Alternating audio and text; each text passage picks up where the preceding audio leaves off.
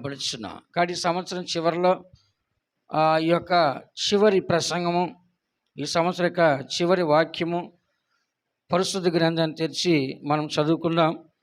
పరిశుద్ధ గ్రంథంలో ఒక వాక్యాన్ని మనం చదువుకుందాం. యెషయా గ్రంథము 43వ అధ్యాయము 18వ వాక్యము ఒకసారి చదవండి. యెషయా గ్రంథము 43వ అధ్యాయము 18వ వాక్యాన్ని ఒకసారి చదువుకుందాం. మునుపటి వాటిని జ్ఞాపకము చేసుకొనకుడి, పూర్వకాలపు సంగతులను తలంచుకొనకుడి. ఇక్కడ మనం చదువుచున్న వాక్యంలో దేవుని యొక్క సత్యాన్ని మనం చక్కగా చదువుచున్నాం. ఏమని మనం చదువుచున్నాం?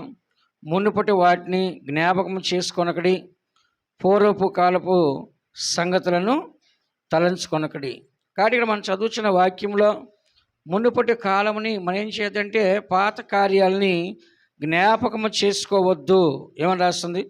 మునుపటి వాటిని జ్ఞాపకము చేసుకొనకడి, పూర్వకాలపు సంగతులను తలంచుకొనకడి. అంటే ఇక్కడ దినాలు గడుస్తున్నాయి, మాసాలు గడుస్తున్నాయి, దేవుని కార్యాలు నూతనం అవుతున్నాయి. కాబట్టి మనం పాత వాటిని జ్ఞాపకం చేసుకోవద్దు.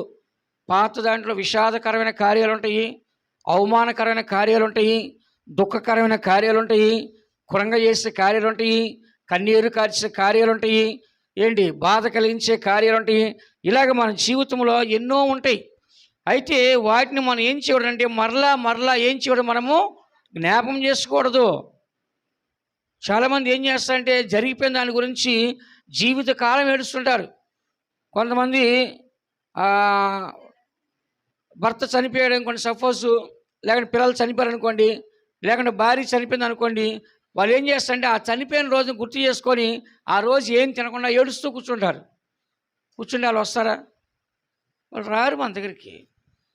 కాబట్టి దేవుని బిడ్డలైన మన అందరం కూడా జరిగిపోయిన వాటిని మనం ఏం చేయాలంటే జ్ఞాపకం చేసుకోకూడదు. జరిగిపోయిన వాటి మునుపటి కార్యాలు మనం ఏం చేయాలంట? జ్ఞాపకం చేసుకోకూడదు. ఈ సంవత్సరం మనకి చాలా ఆపదలు వచ్చి ఉంటాయి, చాలా మరణ అపాయాలు వచ్చి ఉంటాయి, ఆర్థిక బాధలు వచ్చి ఉంటాయి, ఆకలి దప్పులు వచ్చి ఉంటాయి, మరణం పోరాడి ఉంటుంది. చనిపోవాలని అనుకొని ఉంటాం మనము. ఎన్నో యాక్సిడెంట్లు మనకు ఎదురొచ్చి ఉంటాయి. ఇలా మనం తలంచుకుంటే కనుక ఎన్నో ఉంటాయి. కానీ వాటిని మనం ఏం చేయకూడదంట? చెప్పండి. జ్ఞాపకం చేసుకోకూడదు. అవన్నీ దేవుడు తప్పించేశాడు, అక్కడితో అయిపోయింది. అది దాన్నే పద్దాక మనం జ్ఞాపకం చేసుకొని భయపడటమో, అధైర్యపడటమో, పిరిగివారిగా మారిపోవటమో, కృంగిపోవటమో, చేతగాని స్థితిలో ఉండటమో, ఇలాంటివన్నీ మనం చేయకూడదు. అందుకనే మునుపటి వాటిని ఏం చేయొద్దంట? జ్ఞాపకం చేసుకోవద్దు. పూర్వకాలపు సంగతులు ఏం చేయొద్దంట? తలంచుకోవద్దు. ఎందుకంటే దేవుడు ప్రతి దినం మన జీవితంలో ఈ దినాలు జరుగుతున్న కొన్ని కూడా దేవుడు ఒక నూతన కార్యాలు చేస్తున్నాడు. కాబట్టి మనం వీటి గురించి ఎక్కువగా ఆలోచించకూడదు. కొంతమంది ఏం చేస్తారు? వీటిలో ఆలోచించుకొని బలహీనం కనబడుతున్నారు. దినాలు గడిచిపోతున్నాయి, సంవత్సరాలు గడిచిపోతున్నాయి. కానీ మనం అధైర్యపడకుండా ఎందుకు మనం ధైర్యం ఉండాలంటే హబక్కూకు రాసిన గ్రంథము 2వ అధ్యాయము 2వ వాక్యం చదవండి. హబక్కూకు రాసిన గ్రంథము 2వ అధ్యాయం 2వ వాక్యం మనం చదివినట్లయితే, యెహోవా నాకిలాగు సెలవిచ్చెను, చదువువాడు పరిగెత్తుచు చదువ వీలగునట్లు. హబక్కూకు గ్రంథము 3వ అధ్యాయం 2వ వాక్యం. యెహోవా నిన్ను గూర్చిన వార్త విని నేను భయపడుచున్నాను. యెహోవా సంవత్సరములు జరుగుచుండగా నీ కార్యము నూతనపరచుము, సంవత్సరములు జరుగుచుండగా దానిని తెలియచేయుము, కోపించుచునే వాత్సల్యమును జ్ఞాపకమునకు తెచ్చుకొనుము. ఇక్కడ మనం చదువుతున్న వాక్యంలో యెహోవా సంవత్సరములు జరుగుచుండగా నీ కార్యములు నూతనపరచుము. ఇప్పుడు మన జీవితంలో ఎన్నో జరిగిపోతున్నాయి, కానీ దేవుని కార్యాలు కూడా మన జీవితంలో జరుగుతున్నాయి.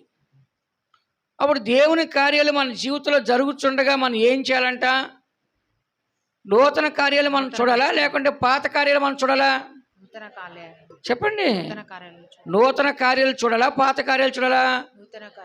ఇప్పుడు పాతవి జరిగిపోయినాయి, అయిపోయినాయి. కానీ దేవుడు ఏం చేస్తాడు? నూతన కార్యాలు మనకి చేస్తాడు. మాసాలు, సంవత్సరాలు ఇక్కడ చదువుతున్నాం కదా. ఆ యెహోవా సంవత్సరములు జరుగుతుండగా నీ కార్యము నూతనపరచుము, సంవత్సరములు జరుగుతుండగా దాన్ని తెలియచేయము, కోపించునే వాత్సల్యమును జ్ఞాపనకు తెచ్చుకోవడం. కాబట్టి దేవుడు ఇక్కడ చూసినట్లయితే మన జీవితంలో నూతన సంవత్సరంలో నూతన కార్యాలు దేవుడు మనం చేయుచున్నాడు, నూతన కార్యాలు మనకి బయలుపరుస్తున్నాడు. కాబట్టి మనం పాత వాటిని ఇంకా మనం జ్ఞాపకం చేసుకోవద్దు. చెప్పండి అందరూ. పౌలు గారు ఏమన్నాడు? వెనకున్న వాటిని మరిచి ముందున్న వాటి కొరకు వేగిరపడుచున్నాను. అంటే ఏంటి? వెనకాల కార్యాలు ఏం చేయాలి? మనము వదిలేయాలి. మనం మళ్ళీ దాన్ని పట్టుకుని ఏలాడకూడదు. ఆ మాట చదవండి అమ్మా. ఫిలిప్పీ రాసిన పత్రిక 3వ అధ్యాయంలో చూడండి. వెనుకున్న వాటిని మరిచి, వెనుకున్న వాటిని మనం జ్ఞాపం చేసుకోకూడదు, ముందుకు వెళ్ళాలి. 3:13 చదవండి. సహోదరులారా, నేను ఇదివరకే పట్టుకుని ఉన్నానని తలంచుకొనను, అయితే ఒకటి చేయుచున్నాను, వెనుక ఉన్నవి మరచి ముందున్న వాటి కొరకై వేగిరపడుచు క్రీస్తు యేసునందు దేవుని ఉన్నతమైన పిలుపునకు కలుగు బహుమానమును పొందవలనని గురి యొద్దకే పరిగెత్తుచున్నాను. క్రీస్తు యేసునందున్న ఉన్నతమైన బహుమానం పొందవలని గురి యొద్దకు నేను పరిగెత్తుచున్నా. వెనుక ఉన్న వాటిని మరచి, అంటే ఇప్పుడు ఈ సంవత్సరం ఇంకా ఒక 20 నిమిషాలు అయిపోద్ది. మరలా మనం ఏం చేయాలి? ఎవరన్నా కనపడంగానే, అమ్మ 2023లో నాకు పెద్దది వచ్చిందమ్మా, ప్రాణాల దాకా వచ్చిందమ్మా, ఇదిగో అమ్మ అదిగో అమ్మ అని చెప్పు. దాన్ని ఏం చేయకూడదు. మళ్ళా చెప్పండి. దాన్ని జ్ఞాపం చేసుకొని ఆ సమస్యని పెద్దగా చేసి దాన్ని మళ్ళీ గుర్తు చేసుకొని మళ్ళీ మనం ఏడ్చి ఎదుటి మనిషిని కృంగజేసే విధముగా దాన్ని మరలా ఏం చేయకూడదు? మనము జ్ఞాపకము చేసుకోకూడదు. దేవుని యొక్క వాక్యం ఏమంటుంది? వెనుకున్న వాటిని మరచి ముందున్న వాటి కొరకు ఏం చేయాలంట? వేగిర పడాలని మనం చదువుతున్నాం. అందుకని దేవుడు సంవత్సరములు జరుగుతుండగా కార్యాలు నూతన పరుస్తాడా లేదా? చెప్పండి. పోయిన సంవత్సరం నా జీవితంలో చాలా దేవుడు చేశాడు, అంతటి అయిపోయిందా? మళ్ళీ ఈ సంవత్సరం ఏం చేశాడు? చాలా కార్యాలు చేశాడు. మళ్ళీ వచ్చే సంవత్సరం ఏం చేస్తాడు? చెప్పండి. ఇంకా చాలా కార్యాలు చేస్తాడు. మరి ఒక్కొక్కరికి ఒక్కొక్క సంవత్సరము ఒక్కొక్క రకమైన అనుభవం వస్తుంది. కొన్ని సంవత్సరం అంతా కష్టాలు, ఒక సంవత్సరం అంతా వ్యాధులు, ఒక సంవత్సరం అంతా ఆర్థిక బాధలు, ఒక సంవత్సరం అంతా అసమాధాన కొట్లాట్లు, ఇలా ఏమవుతాయంటే ఎన్నో వస్తుంటాయి. అయితే మనం ఏం చేయాలి? వాటిని చెప్పండి. జ్ఞాపకం చేసుకోవాలా? వదిలేయాలి వాటిని. జరిగిపోయింది. అందుకే లోకంలో ఏమంటారు? గతం గతహ అంటారు. అంటే ఏంటి? జరిగింది, అయిపోయింది. ఇక దాని గురించి మనం ఏం చేయకూడదు, మరలా మాట్లాడకూడదు. కొంతమంది మాట్లాడితే అరిగిపోయిన క్యాసెట్ మళ్ళీ వేస్తూనే ఉంటారు. అరిగిపోయిన క్యాసెట్ ఏం చేస్తారంట? మళ్ళీ అదే క్యాసెట్ వేస్తూ ఉంటారు. కాబట్టి జరిగిపోయిందా అని చెప్పి మళ్ళీ ఏడవటం ఎందుకు? ఆ దరిద్రం మనకి. ఒకసారి ఏడ్ చేసావు, అయిపోయింది, మళ్ళీ ఏడవటం ఎందుకు మనం? కానీ చాలామంది ఏం చేస్తారు? జీవితంలో జరిగిపోయిన వాటిలో గుర్తు చేసుకొని చచ్చిపోయిన వాటిని మళ్ళీ తోడి, అంటే గుంట తీసి తవ్వి బయట తీసి మళ్ళీ ఏడవటం, ఇలా అంతా చేస్తారు. అలా మనం చేయకూడదు. జరిగిపోయింది, ఆ అనుభవం వేరు, జరగాల్సిన అనుభవం ఇంకోటి ఉంది. కాబట్టి మనం జరిగిపోయిన దాన్ని చూడాలా, జరగాల్సిన దాన్ని చూడాలా? చెప్పండి. జరిగిపోయిన దాన్ని చూడాలా, జరగాల్సిన దాన్ని చూడాలా? జరగవలసిన దాన్ని చూడాలి. జరిగిపోయింది జరిగిపోతూ ఉంటుంది. అందుకని వెనక్కి తిరిగి చూడకూడదు. చెప్పండి అందరూ. దేవుడు ఏమన్నాడు? లోతు భార్యతో వెనక్కి తిరిగి చూడవద్దన్నాడు. ఆమె ఏం చేసింది? వెనక్కి తిరిగి చూసింది. ఏమైందంటే ఆమె ఉప్పు స్తంభంగా మారిపోయింది కదా. మనం వెనక్కి తిరిగి చూడొచ్చా? చెప్పండి. చూడకూడదు. మనం ఒకసారి జరిగిపోయింది, దాన్ని ఏం చేయాలి? అక్కడితో మనము వదిలేయాలి. జరగాల్సిన దానికోసం మనం ముందుకే వెళ్ళాలి. అందుకని దేవుని బిడ్డలు మనము ఏమని చదువుతున్నామో యెషయా గ్రంథం 43వ అధ్యాయం 18వ వాక్యంలో, మునుపటి వాటిని జ్ఞాపకం చేసుకొనకడి, పూర్వకాలపు సంగతులను తలంచుకొనకడి. 19 చదవండమ్మా. ఇదిగో నేనొక నూతన క్రియ చేయుచున్నాను, ఇప్పుడే అది మొలచును, మీరు దానిని ఆలోచింపరా? నేను అరణ్యములో త్రోవ కలుగు చేయుచున్నాను, ఎడారిలో నదులు పారజేయుచున్నాను. ఇక్కడ మనం చదువుతున్నాం. దేవుడు అంటున్నాడు, మీరు అవన్నీ జ్ఞాపం చేసుకోవద్దు. ఇదిగో నేనొక నూతన క్రియ చేయుచున్నాను, అది ఇప్పుడే మొలుచును, మీరు దాన్ని ఆలోచింపరా. అంటే జరిగిపోయిన దాని నుంచి వదిలేయండి అంటున్నాడు దేవుడు. జరిగిపోయిన దాన్ని మర్చిపోండి. ఇదిగో నేను ఇప్పుడే ఒక నూతన క్రియని మీ కొరకు చేయుచున్నాను. కాబట్టి మన అందరం కూడా నూతన సంవత్సరం కొరకు ఎదురు చూడాలా? అయ్యో 2023 సంవత్సరం వెళ్ళిపోతుందని చెప్పి ఎదురు చూడాలా? చెప్పండి. 2023 సంవత్సరం వెళ్ళిపోతుంది, గట్టి పట్టుకుందామని అంటారా? లేకుంటే వద్దు పోని కొత్తది కావాలంటారా? చెప్పండి అందరూ. కొత్త సంవత్సరం కావాలి, అర్థమైందా? పాత సంవత్సరం ఇంకా వద్దు. పాత సంవత్సరం ఎన్నో మార్గాలు వెళ్ళాం, ఎన్నో ఎక్స్పీరియన్స్లు మనకు ఉన్నాయి. కానీ దానివల్ల లాభాలు ఉన్నాయి, నష్టాలు ఉన్నాయి, జరిగిపోయింది. దాన్ని వదిలేసి ఏం చేయాలంటే మనము క్రొత్త సంవత్సరంలో క్రొత్త కార్యాలు చూడాలి, క్రొత్త జీవితం చేయాలి, క్రొత్త అనుభవాల్లో మనం నడుచుకోవాలి, మనం అనుకునేవన్నీ సాధించాలి. మన పిల్లల్లో, మన కుటుంబంలో, మన భవిష్యత్తులో, మన ఉద్యోగాల్లో, చదువుల్లో అన్నిట్లో కూడా ఒక కొత్తదనాన్ని మనం తీసుకురావాలని మనం ఏం చేయాలంటే ప్రయాసపడాలి. ఇప్పుడు మనం ఎగ్జాంపుల్గా చూస్తే ఒక ఫోన్ ఈ సంవత్సరం వచ్చిన మోడల్ వచ్చే సంవత్సరం వస్తుందా చెప్పండి? ఈ సంవత్సరం వచ్చే మోడల్ వచ్చే సంవత్సరం వస్తా రావట్లా. ఈ సంవత్సరం వచ్చిన బైక్ వచ్చే సంవత్సరం వస్తున్న బైక్ రావట్లేదు. ఎందుకని? ఇంకా మోడల్ అయిపోయింది, వాడేసరి అయిపోయింది, మోజు తీరిపోయింది దాని మీద. ఫోన్ మీద ఏమవుతుందండి, ఆ ఫోన్ మీద ఏమవుతుందండి, మోజు తీరిపోయింది. మళ్ళీ కొత్త మోడల్ వస్తే కొత్త. అలానే మన జీవితంలో పాత జీవితం అయిపోయింది, మళ్ళీ దాన్ని జ్ఞాపం చేసుకోవాలా చెప్పండి? దేవుని పెట్టిన మనందరం కూడా జరిగిపోయిన దాన్ని పద్దాకా జ్ఞాపం చేయకూడదు. బైబిల్ రాస్తుంది, జరిగిపోయిన దాన్ని మాట మాటికి మనం ఎత్తకూడదు. ఏం చేయాలంట? మాట మాటికి ఎత్తితే లేనిపోయిన సమస్యలు, లేనిపోయిన ఇబ్బందులు మనకి ఎదురవుతుంటాయి. అందుకని దేవుడు ఏం చెప్తున్నాడంటే, జరిగిపోయిన దాన్ని జ్ఞాపం చేసుకోవద్దు, నేను నూతన క్రియ చేయుచున్నాను. అంటే ఏంటి? నువ్వు పాతది వదిలేస్తే దేవుడు నీ జీవితంలో కొత్త చేస్తాడు. నువ్వు పాతబడి ఆలాడుతావు అంటే కొత్తది ఎక్కడ చేస్తాడు? పాతదాన్ని వదిలేస్తే కొత్తది నీకు ఇస్తాడు. ఇప్పుడు పాత బట్టలు తీస్తే కొత్త బట్టలు వేసుకుంటామా, లేకుంటే పాత బట్టల మీదే కొత్త వేసుకుంటామా చెప్పండి? పాత బట్టలు ఏం చేయాలంట? తీసేస్తే కొత్త బట్టలు వేసుకుంటాం. అలానే దేవుడు ఏమన్నా అంటే, పాతదాన్ని నువ్వు వదిలేసేయి, నేను కొత్తదాన్ని నీకు ఇస్తాను, నూతన క్రియ నేను నీకు చేస్తానంటున్నాడు. కాబట్టి మనము కొత్త కార్యం జరగాలంటే పాతదాన్ని ఏం చేయాలి మనము చెప్పండి? వదిలేయాలా వద్దా? ఈ సంవత్సరం జరిగిన ఎన్నో ఉన్నాయి. కొంతమంది మీద మనకు కోపం ఉంటుంది, కొంతమంది పగ ఉంటుంది, కొంతమంది విరోధం ఉంటుంది, కొంతమంది శత్రుత్వం ఉంటుంది, కొంతమంది ద్వేషం ఉంటుంది, కొంతమంది అసూయ ఉంటుంది, కొంతమంది బాధ ఉంటుంది, కొంతమంది దుఃఖం ఉంటుంది. ఇవన్నీ మనం ఏం చేయాలి? మళ్ళా పాతని ఏం చేయాలి చెప్పండి? వదిలేయాలా ఉంచుకోవాలా? వదిలేయాలి. అందుకనే 2 కొరింథీ రాసిన పత్రిక 5వ అధ్యాయము 17వ వాక్యం మనం చదివినప్పుడు ఒక దేవుని బిడ్డ ఎలాగ ఉండాలి, దేవుడు ఆ మనిషి ఎలాగూ చేస్తాడనేది స్పష్టంగా రాస్తుంది అక్కడ. కాగా ఎవడైనను క్రీస్తునందున్న ఎడల, ఎవడైనా క్రీస్తునందు ఉండి క్రీస్తుని ఎరిగి వాక్యానుసారంగా జీవించే ఒక దేవుని బిడ్డ వాడు నూతన సృష్టి, పాతవి గతించెను, ఇదిగో క్రొత్తవాయెను. ఎవడైనా క్రీస్తునందు ఉంటే వాడు ఎలా ఉండాలంట? నూతనంగా ఉండాలి. దేవుళ్ళో ఉండి పాతగా ఉండి ఒప్పుకుంటాయన చెప్పండి? దేవుళ్ళో ఉన్నప్పుడు ఎలా ఉండాలంట? ఎప్పుడు కూడా కొత్తగా ఉండాలి, మెరుస్తూ ఉండాలి, ప్రకాశం ఉండాలి, నిర్మలముగా ఉండాలి. అంతేగాని దేవుని దగ్గరికి వచ్చి కూడా మనము పాతగా ఉంటా అంటే ఊరుకుంటాడు దేవుడు? ఊరుకోడు. దేవుడు ఎప్పుడు ఎలా ఉండాలంట? కొత్తగా ఉండాలి. ఇప్పుడే మొలిచిన మొక్కలాగా ఫ్రెష్గా దేవుని దగ్గర ఏం చేయాలి? మనము కనపడాలి. కాబట్టి మనము పాత జీవితాన్ని పదే పదే పట్టుకొని పాత జీవితం కావాలని మనం కోరుకోకూడదు.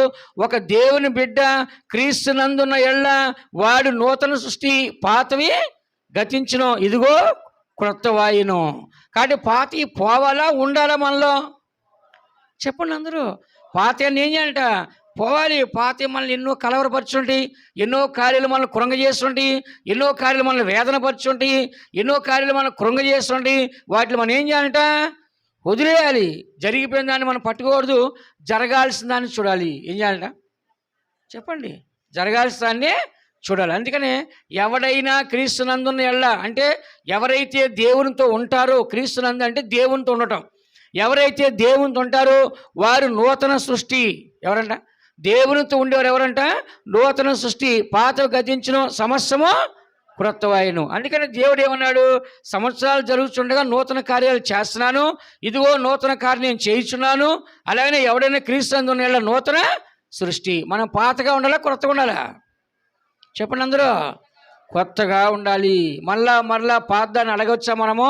అడగకూడదు. ప్రభుని ఏమడగాలి? అయ్యా ఈరోజు కృపించు, అయిపోయింది, రేపు ఏం చేయాలి? మళ్ళీ ఫ్రెష్గా ప్రభువా నూతన కృపను నాకు అనుగ్రహించండి. ఈరోజు అభిషేకం పొంది అయిపోయింది, రేపేం చేయాలి? నూతన అభిషేకాన్ని ఇవ్వండి. ఈరోజు ఆరోగ్యం అడిగాం, పొందేసి అయిపోయింది, రేపేం చేయాలి? నూతన ఆరోగ్యాన్ని నాకు ఇవ్వండి. ఈరోజు సమాధానం ఇచ్చాడు, అయిపోయింది, రేపేం చేయాలి? నూతన సమాధానం ఇవ్వండి. ఈరోజు సంతోషం ఇచ్చాడు, అయిపోయింది, రేపేం చేయాలి? నూతన సంతోషాన్ని ఇవ్వండి. అట్లాగా దేవుణ్ణి అడిగితే ఇస్తాడా ఇవ్వడా? చెప్పండి, ఇస్తాడా ఇవ్వడా? ఇస్తాడు తప్పకుండా. మన జీవితంలో శూన్య స్థితిలో ఉన్నా కూడా దేవుడు అన్నీ కలగజేస్తాడు. ఏంటి, అంధకారం ఉన్నప్పటికి ఆయన వెలుగులోకి తీసుకొస్తాడు. ఏంటి, రిక్తుడిగా ఉన్నప్పటికీ సమృద్ధిని దేవుడు ఇస్తాడు. అందుకే మనం ఏం చేయాలంటే, మన దగ్గర ఏమీ లేదు, ఉన్నవన్నీ పోయిన బాధపడద్దు. పాత నీళ్లు పోతేనే కొత్త నీళ్ళు వస్తుంటాయి. పాత నీళ్ళే ఉంటే ఏమైద్ది?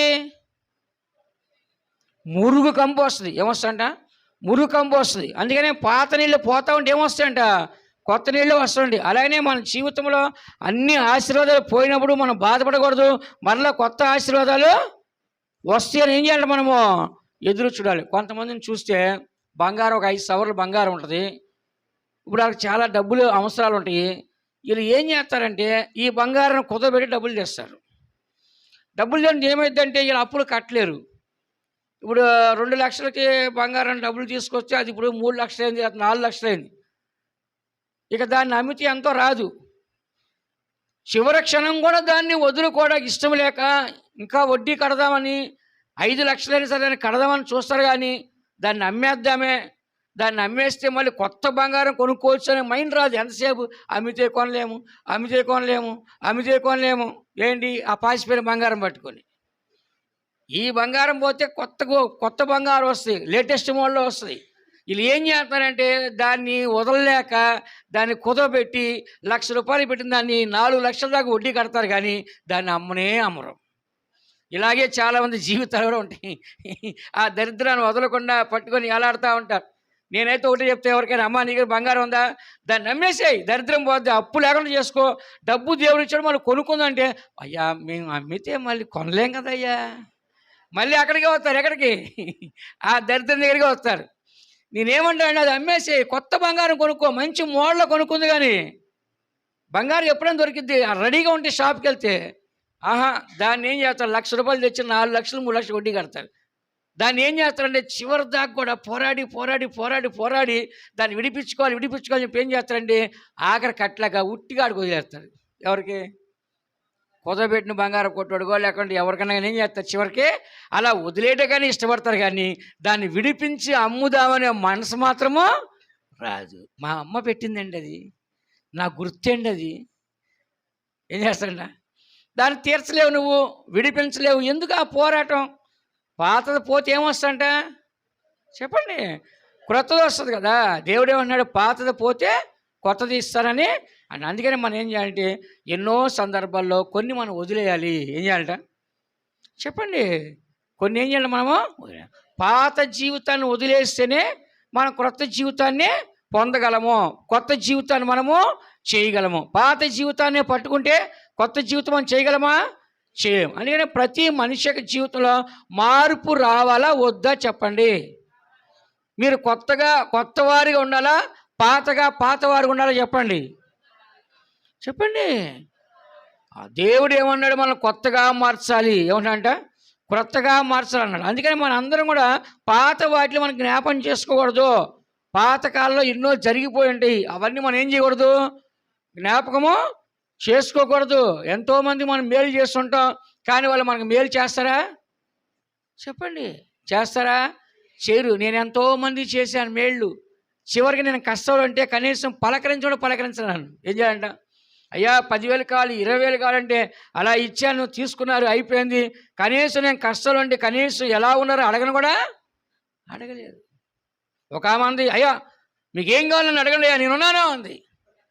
అమ్మా నాకు ఒక గ్యాస్ సిలిండర్ కావాలమ్మా, నేను మళ్ళీ నీకు ఇచ్చేస్తానన్నా. అయ్యా ఇప్పుడే తెచ్చిస్తానయ్యా అంది. ఇంక లేదు, ఫోన్ చేస్తే నేను ఊర్లో లేనంటుంది, ఇక్కడే ఉంది పక్క సందులోనే. ఏమంటుంది, నేను లేనంటుంది. నేను కొనలేక కాదు కదా, నా పరిస్థితి బాగాలేదు. చెప్తున్నా, కష్టంలో ఆమె 10,000 ఇచ్చి ఆ ఊరికి నేను తినేసింది, తర్వాత నాకు ఇవ్వలేదు. కనీసం ఒక సిలిండర్ అడ్జస్ట్మెంట్ ఇవ్వమ్మా అని అడిగితే ఇవ్వలేదు. ఈరోజు 3 సిలిండర్ ఉన్నాయి, ఏం చేసుకున్నాం? దేవుడు ఇచ్చాడు. ఇప్పుడు అన్నీ ఉన్నాయి. మనకి కావాల్సి ఏంటంటే కనీసం మీకు తెలుసు 100 మంది కాదు, 200 మందికి 500 మంది వంట చేసే పాత్రలు ఉన్నాయి ఇక్కడ. 500 మందికి వంట చేసే పాత్ర స్టవ్లు ఉన్నాయి మనకి ఇక్కడ, అన్నీ ఉన్నాయి. ఇప్పుడు ఆ రోజు కష్టం ఉన్నప్పుడు ఆమె అడిగింది, నీకేం కావాలని అడిగింది. నేను ఊరికి అడగలే, అమ్మ కొద్ది అడ్జస్ట్మెంట్, ఒక సిలిండరు నా పేరు మీద నేను బుక్ చేసుకున్నా కొత్త అన్న. మళ్ళీ మనసులో నుంచి ఫోన్ ఎత్తుకోవట్లే మనిషి లేదు. ఏంటంటే నేను ఊర్లో లేనంటుంది. చూడండి, మన దగ్గర తింటారు కానీ మనకి పెట్టమంటే ఎవరు కూడా పెట్టరు. అదే మనకు పెట్టమంటే ఎవరు కూడా పెట్టరు. అందుకే చెప్తా అంటే పాతది మనం వదిలేయాలి. అలాంటి ఎన్నో మనకు అనుభవాలు వస్తుంటాయి. అలాంటివన్నీ మనం పట్టించకూడదు. మనం ఎంతోమంది మేలు చేస్తాము, కానీ వాళ్ళు మనకు మేలు చేయలేరు కదా. కొంతమంది మన దగ్గర మేలు పొందుకొని వాళ్ళు మనకు మేలు చేయకపోయినా పర్లేదు కానీ కీడు చేస్తారు. కొంతమంది ఏం చేస్తారంట, మేలు పొందుకొని ఏం చేస్తారు, మనకి కీడు చేస్తారు. కాబట్టి మనము కీడుని మనం పట్టుకోకూడదు. పాతంతా మనం వదిలేయాలి. మనం ఎప్పుడు కూడా ఎలా ఉండాలంటే కొత్తదనాన్ని మనం పొందాలి. చెప్పండి అందరూ, కొత్తదనాన్ని మనము పొందాలి. అందరి కండ్లు మూసుకోండి. ఇప్పుడు పాత సంవత్సరం అయిపోయింది. ఇంకా 2 నిమిషాల్లో ఈ 2023 సంవత్సరం ముగించబడుతుంది. 24 సంవత్సరం మనం ప్రవేశించబోతున్నాం. అందరి కండ్లు మూసుకోండి. 2 నిమిషాలు మనం పాతాన్ని వదిలేద్దాం. ఒక్కసారి పాత జీవితాన్ని, పాత కార్యాలు, పాత సమస్యలు, పాత క్రియలు, పాత ఆలోచనలు అన్నీ మనం వదిలేద్దాం. సాతాను క్రియలు మన మనసుని కలవరపరిచే కార్యాలు, హృదయాన్ని కలవరపరిచే కార్యాలు, శరీరాన్ని అపవిత్రపరిచే కార్యాలు, కోపానికి గురి చేసే కార్యాలు, పగకి గురి చేసే కార్యాలు, శత్రుత్వానికి విరోధానికి క్రియ చేసే కార్యాలు ఈ సమయాన్ని క్షమించండి. అందరినీ ఈ సమయాన్న యేసు నామములో అందరినీ క్షమించండి. దేవుడు అన్నాడు, నువ్వు ఎవరిని క్షమిస్తావో నీ పాపాలు క్షమించబడతాయి, ఎవరి పాపాలు ఉండనిస్తావో పరలోకంలో నీ పాపాలు ఉంటాయి అన్నాడు.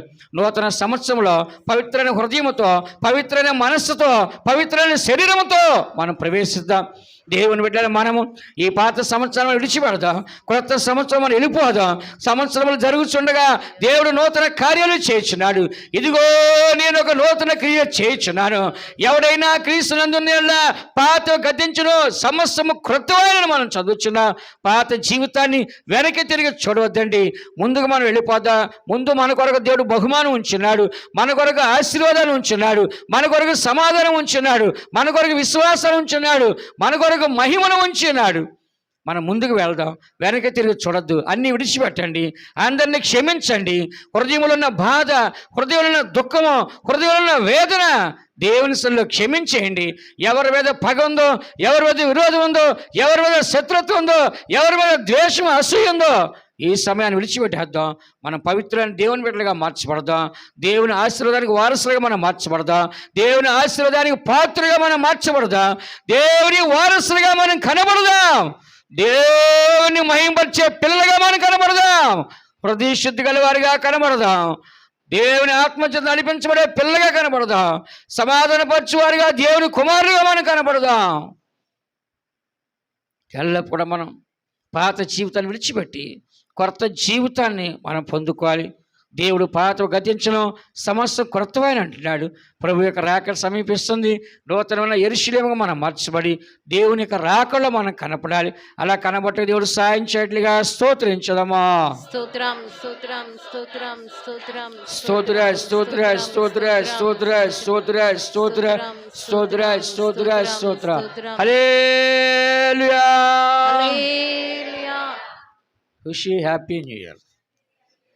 2024కి వచ్చేస్తాం. మనం ఎక్కడికి వస్తామంట?